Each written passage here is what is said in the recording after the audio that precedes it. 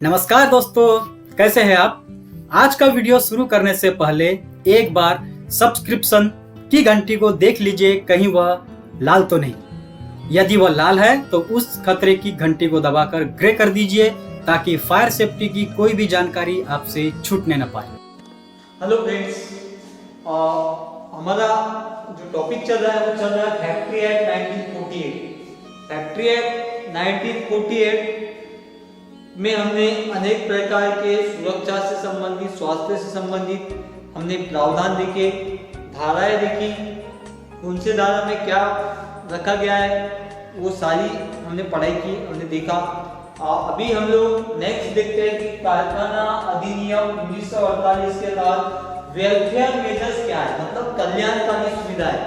जो कामगार है, कर्मचारी है, जो कारखानों के अंदर कार्य करते हैं, ऐसे कामगारों को क्या क्या सुविधाएं होनी चाहिए, उनके लिए क्या क्या प्रावधान रखे गए हैं कारखाना अधिनियम 1948 के तहत, वो उसके बारे में हम विस्तृत चर्चा करेंगे। तो सबसे पहले हम बात करते हैं adequate and suitable washing facilities should be provided and convenience place and maintained। कार्यस्थलों में कामगारों के लिए उचित और पर्याप्त हाथ पांव धोने की सुविधा तथा पानी की सुविधा, जो वो चेहरे को मार के फ्रेश हो सके, हाथों को हैंड वॉश कर सके, ऐसे पानी की सुविधा मतलब वॉशिंग सुविधा क्या होनी चाहिए, सुविधाजनक जगह में होनी चाहिए, ताकि वो कार्यस्थल से जब निकल कर अपना लंच करने आए या पानी पीने आए या कुछ नाश्ता करने आए, तब उससे पहले वो हाथ धो सके, अपने शरीर को धो सके। ऐसी धोने की सुविधा वहाँ पे क्या होना चाहिए, बेसिंग्स या नल की सुविधा ऐसी सुविधाजनक जगह में होनी चाहिए हर एक कारखाना। अब दूसरा है facility for sitting during the rest hours. उसके बाद कामगारों को विश्राम करने के लिए, मतलब जब लंच होगा या जब छुट्टी का समय होगा, उस समय उनको विश्राम करने के लिए विश्राम गृह की भी व्यवस्था भी होना चाहिए। काय के तहत कारखाना अधिनियम 1948 के तहत उनको विश्राम के लिए विश्राम गृह की भी व्यवस्था होनी चाहिए। उसके बाद facility for storing drawing clothings, first aid equipment for every 150 workers. कारखानों के अंदर हर 150 कामगारों के लिए उनके जो कार्य करने के जो कपड़े हैं उनको रखने की व्यवस्था, उनको धो के सुखाने की व्यवस्था तथा उनके जो भी कार्यस्थल में फर्स्ट एड इक्विपमेंट्स है, प्रथम उपचार इक्विपमेंट्स है, उनको रखने की व्यवस्था क्या होनी चाहिए, कारखाना अधिनियम 1948 के तहत अलग से होना चाहिए। उसके बाद नेक्स्ट है, यदि 250 से ज्यादा कामगार कार्यरत है, ऐसे कारखानों में कैंटीन की व्यवस्था होनी चाहिए ताकि चाय नाश्ता करने वो जा सके, इसलिए वहाँ पे क्या होना चाहिए, कैंटीन की व्यवस्था होनी चाहिए। ये भी प्रावधान रखा गया कारखाना अधिनियम 1948 के तहत। उसके बाद नेक्स्ट है shelters, restroom, lunch rooms, white drinking water should be place and ventilate. उसके बाद कार्यस्थल में या कारखानों में आराम करने के लिए विश्राम गृह और खाना खाने के लिए उनका लंच रूम, जो वो आराम से बैठ के खाना खा सके, ऐसा एक क्या होना चाहिए, अलग से रूम बना होना चाहिए। अब उस रूम में अच्छी प्रकाश व्यवस्था, अच्छी हवा की सुविधाएं और साफ सुथरा होना चाहिए। ये भी प्रावधान रखा गया है कारखाना अधिनियम 1948 के तहत। उसके बाद नेक्स्ट है creches for children where more 30 womens worker employed should be made available. 30 महिला कामगार अगर किसी कारखाने में है तो ऐसे 30 महिला कामगार के पीछे में उनके बच्चों को, मतलब उनके छोटे बच्चों को रखने के लिए वहाँ पे शिशु सदन की व्यवस्था होनी चाहिए। मतलब 30 महिला यदि कामगार कार्यरत है तो ऐसे महिलाओं के बच्चों को, जो उनके साथ में बच्चे हैं, तो उनको रखने के लिए क्या होना चाहिए, शिशु सदन की व्यवस्था भी होनी चाहिए कारखानों के अंदर। उसके बाद नेक्स्ट है जो कारखाने हैं, जहाँ ऐसे कारखाने जिसमें 500 से ज़्यादा कामगार हैं, ऐसे कारखानों में कल्याणकारी अधिकारी मतलब वेलफेयर ऑफिसर नियुक्त होना चाहिए, जो ये सारे सुविधा के ऊपर में क्या कर सके, सुपरविजन कर सके, देखरेख कर सके, इसलिए वहां पे वेलफेयर ऑफिसर्स होनी चाहिए। अब वेलफेयर ऑफिसर का कर्तव्य क्या होगा कि कामगार और प्रबंध समिति में के बीच में अच्छे संबंध स्थापित करना, उनके बीच में अच्छे संबंध बनाए रखना, या उनको मैनेजमेंट की ओर से पूर्तता नहीं की जाने पर उनकी पूछताछ करना, उनको सारे जो अधिनियम है उसके अनुसार प्रावधान मिल रहे हैं उसकी जानकारी देना तथा उनको उपलब्ध कराना, ये जिम्मेदारी होगी वेलफेयर ऑफिसर्स की। उसके बाद नेक्स्ट बात करते हैं हम वर्किंग आवर्स फॉर अडल्ट। अब वर्किंग आवर्स फॉर अडल्ट क्या है, ध्यान देते हैं। कारखाना अधिनियम 1948 के तहत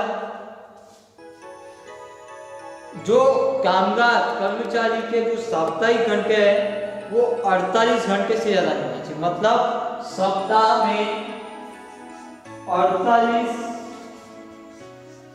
घंटे से ज्यादा उनको कार्य नहीं होना चाहिए।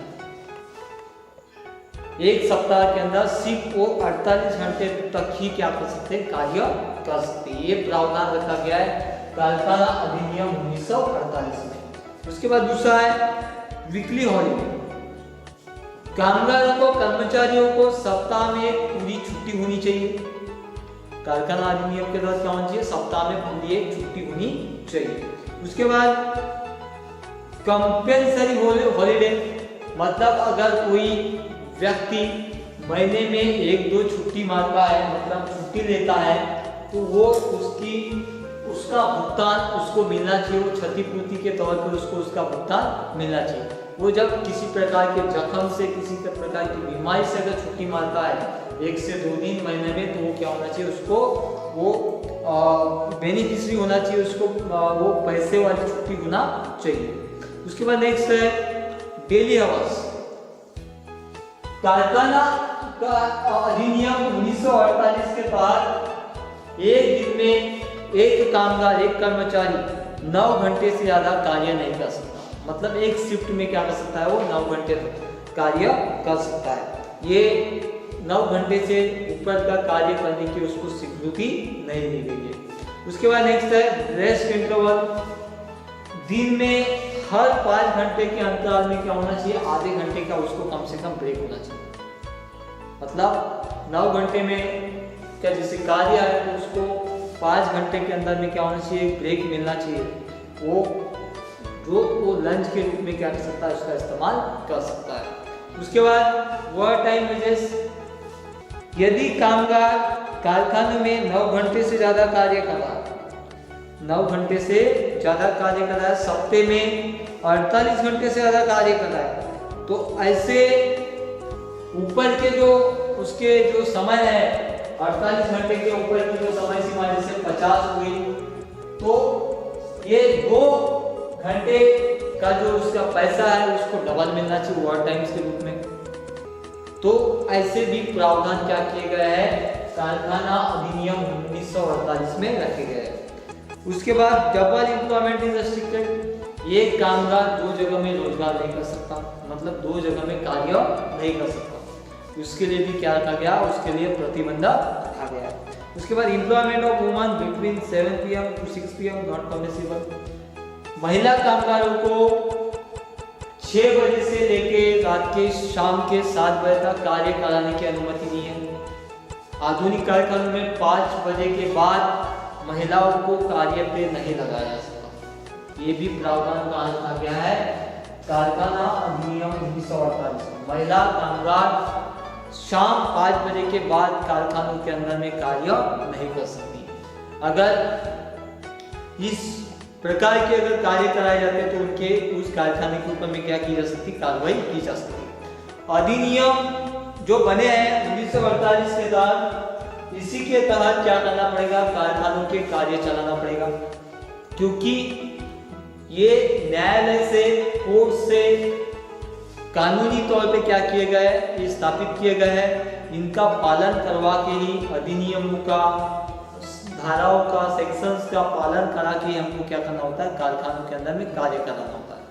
अधिनियम का एक ही उद्देश्य होता है कि रूल्स रेगुलेशन तथा कायदे से कार्य करना, मतलब सामाजिक सुधार लाना, किसी के ऊपर अत्याचार न हो, ये उद्देश्य के हिसाब से कोर्ट के माध्यम से क्या किया गया है, कारखाना अधिनियम स्थापित किया गया है और अधिनियम में कुछ शर्तें रखी गई। उस शर्तों के हिसाब से क्या करना होता है, कारखानों को कार्य चलाना होता है। इसी के साथ हमने जो फैक्ट्री एक्ट 1948 चैप्टर के माध्यम से हमने विस्तृत जाना। अगले क्लास में हम लोग कोई दूसरे नए टॉपिक के ऊपर में चर्चा करेंगे। Thank you. और आगे ऐसा ही एक फायर सेफ्टी से संबंधित टॉपिक लेकर फिर से हाजिर होंगे। तब तक के लिए गुड बाय। जय हिंद, जय सुरक्षा।